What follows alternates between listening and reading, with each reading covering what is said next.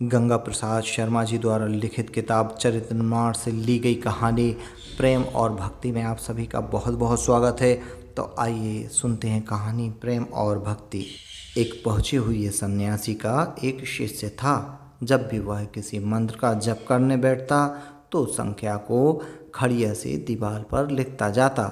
किसी दिन वह लाख तक की संख्या छू लेता, किसी दिन हजारों से सीमित हो जाता। उसके गुरु उसका यह कर्म नित्य देखते और मुस्कुरा देते। एक दिन वे उसे पास के शहर में भिक्षा मांगने ले गए।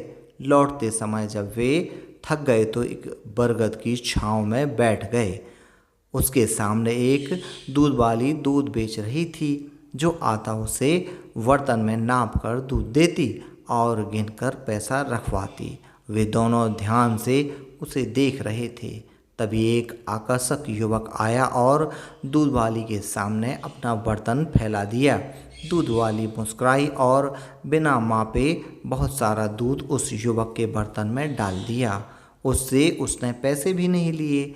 यह देखकर गुरु मुस्कुरा दिए और शिष्य आश्चर्यचकित हो गया। उन दोनों के जाने के बाद वे दोनों भी उठे और अपनी राह पर चल पड़े।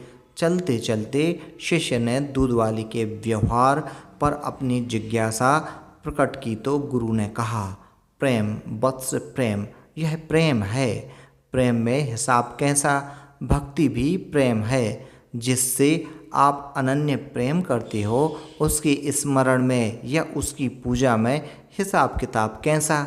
यह सुनकर शिष्य बोला, समझ गया गुरुवर, मैं समझ गया प्रेम और भक्ति के इस दर्शन को।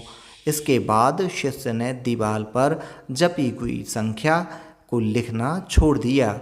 अब वह दीवार खाली थी।